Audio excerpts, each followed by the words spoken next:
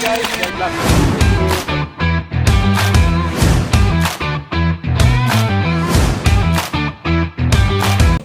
XMF08. So ito yung latest natin na unit guys, na entry level na naka-MOSFET na siya.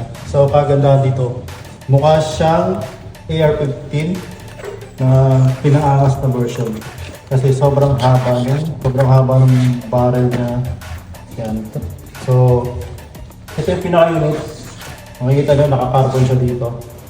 So marami siyang metal parts. Metal dust cover, metal blowback, metal itong mag-release, dual yan, kabilaan. Tapos meron siyang bolt catch. Dito pinipindot, metal din yan. Then yung selector na is metal, recording level metal. Tapos ito ano niya, buffer tube, metal na rin. So itong release nito, para ma-atras, metal din yan. So ito pa yung mga kasama niya. Meron siyang kasama software and safety shades, 7.4 battery na naka XT30. And ito yung tray na AUTEC na toy grade na AUTEC sight. Yan.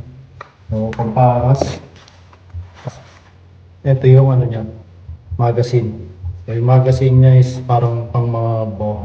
So makikita nyo dito sa may receiver niya, meron siyang butas. So kung yun na nagpaano sa kanya.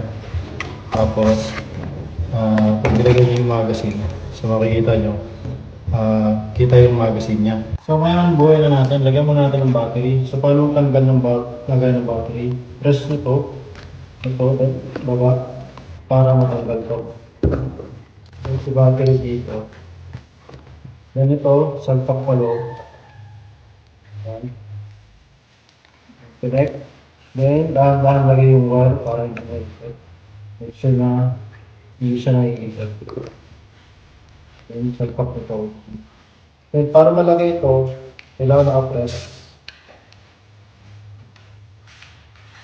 Yan.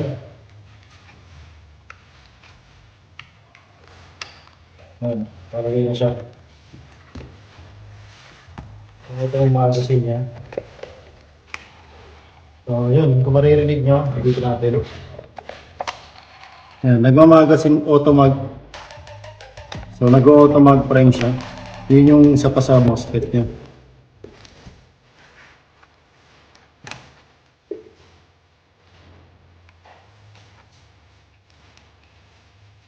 No?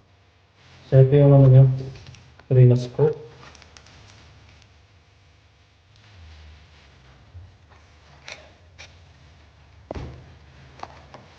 So, yan yung pinaka-itsura niya guys.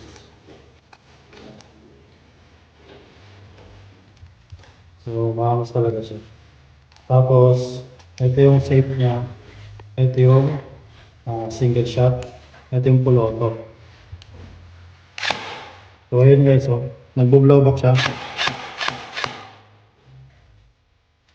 Full auto. Tapos, pwede yan mabago. Press ko lang. Meron pa siyang dalawang modes, burst 3 at burst 4. So pagka long press lang, then nag-rotate na siya ng gano'n. So yun guys, napakaganda.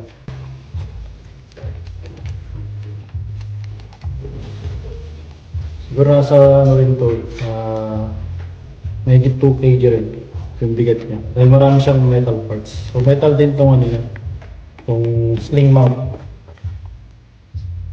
So maganda sa kanya dual mag release. Bolt catch.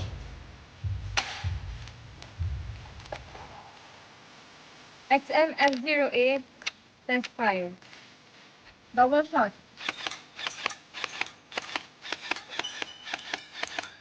Full auto.